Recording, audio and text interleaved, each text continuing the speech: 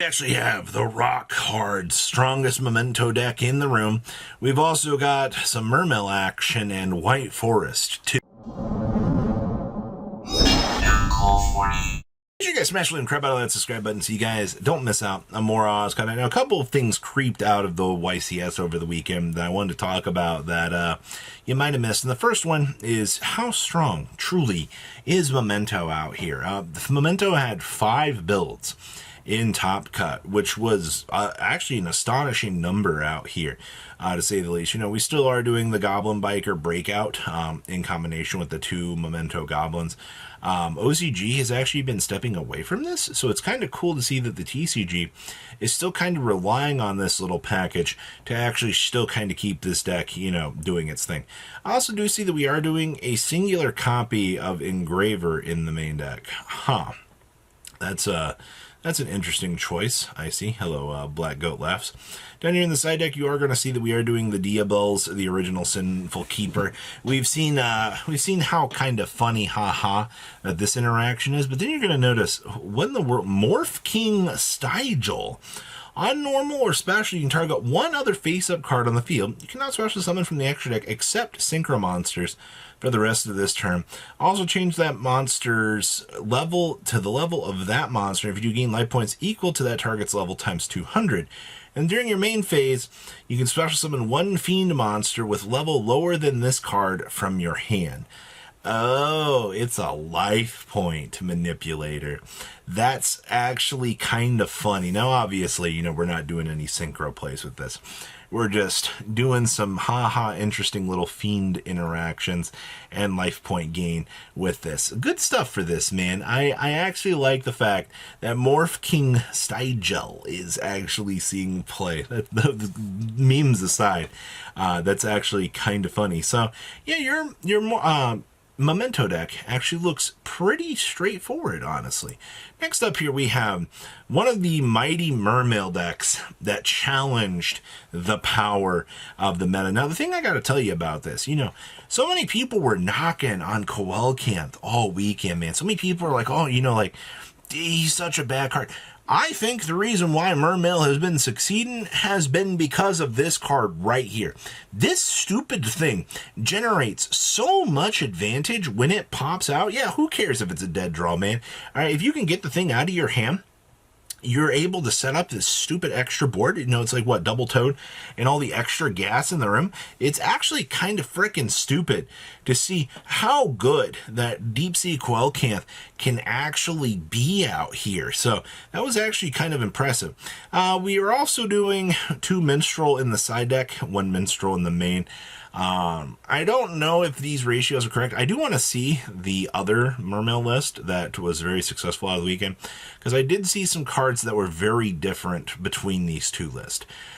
You know, the other list was a lot more reliant on Coelcanth, but I don't know if we saw Mullen Glacia on the flip side. I can't say I'm making a push to cut Mullen Glacia, but there's sometimes that Mullen Glacia just isn't worth. Also, there's no water barrier statue in this build. That was something that was very famous from the other build, was setting up the water barrier statue and doing all these things. You have, honestly, you have so many different ways to look at Mermail right now as a deck. It's actually kind of cool. I didn't realize how much innovation Mermail players had been cooking out here, or, you know, all these different things, because to me this looks like the most standard Mermail list that you can kind of throw up and have work, but it does kind of bring to the, you know, question of, you know, are more of those tech choices the reason why we saw more success? I kind of think that that is the reason why. Next up here, oh wow, we have the White Forest deck out of the weekend. Now, for those of you that were kind of paying attention, White Forest, I think, was one of the most off-the-wall successful variations that we've seen so far. Now, keep in mind that there was also a couple regionals during the past weekend where White Forest just showed up and did some massively stupid things. Now, obviously, this build did go in more of the Fiendsmith side of things. Fiendsmith gives you this constant little pressure on your opponent. You know, you can go through all this combo, or, you know, you can use the Fiendsmith package to bait out hand traps, but it also proves, you know, how reliable that this little package can be. You know, you set this up, you're basically good to go. Very strong, stupid monsters. Now, You also can see that this build went with triple Black Goat Laughs. We have reached a point, everybody, where Black Goat Laughs has kind of turned into an insane card again.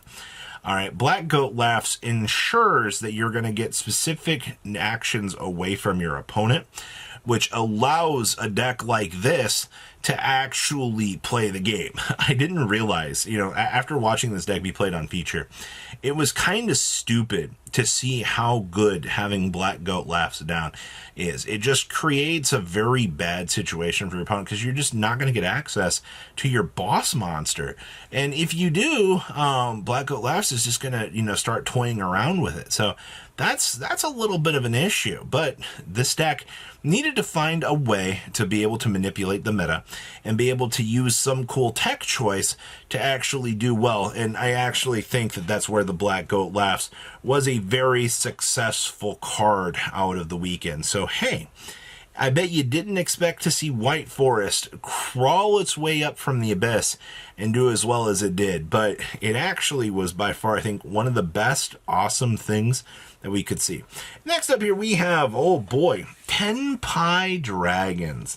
Now, between this and the Sky Striker variant, I think that the Sky Striker variant has been way cooler, man. Like, I would rather have the Sky Striker variant running around than, you know, just kind of relying on old reliable out here. But yes, we are sticking in some Fiendsmith cards into this deck. Oh no, you know, another deck is choosing to use the Fiendsmith cards in a way to advance their own gameplay and be able to kind of set up a boss monster.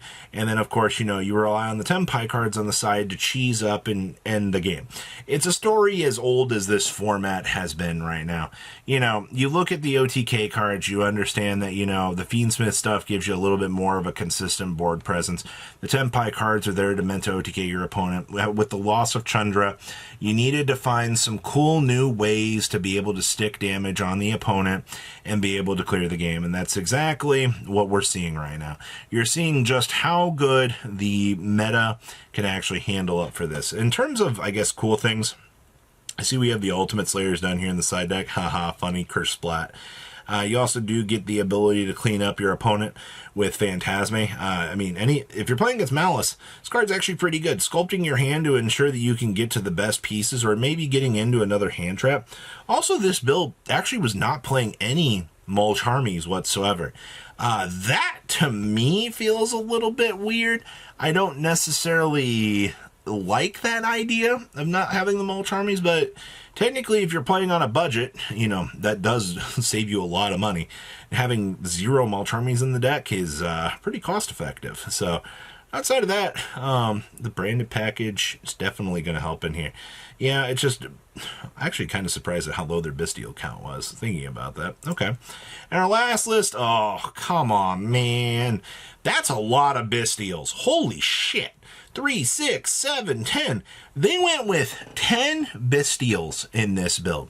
This is what we talk about in today's meta out here, that because you have so many light and dark monsters floating around out here, people are wanting to play as many Bystials as they can to control your opponent. Like, holy crap, man, you actually did it. You actually played 10 Bystials.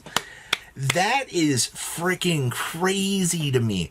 But once again, I mean, this just proves with how the meta is, you need these cards. Also, you know, and because you're going with full Bystial control, you may as well stick in the Lubellions, right? Like, you want those Lubellions. I mean, you hit the Magna Hut, congratulations. You got the free search during the end phase to bump into the next one, and you're off to the races. And of course, we're just doing the Branded Regained in here. Branded Regained still being that consistent draw piece. Feels so good. Also got the Fuas in the main deck. I mean, this is just abusing Graver Ingo. And of course, as because, you know, what we're playing here, you know, you also do see the Kashtira Fenrir's in here as well. But this build also went a little bit crazy. We're actually playing the Goblin's Crazy Beast in here. What is this? Once per turn, target one spell trap card on the field, detach 2 from this card, or for monsters on the field, and if you do attach that target to this card as material, if a monster you control be destroyed by card effect, detach one material from this card instead. And if this card is in your graveyard, special summon this card, you can attach a Goblin Biker card from your graveyard to this card as material. I mean, this is a spell and trap suck up. It's the main thing I care about. Huh, that's all kind of cool. So what do you guys think? Please, leave a comment down below. Tell me what you guys think, and I will see your beautiful faces back here in day, guys. Patrons! Thank you! Ah!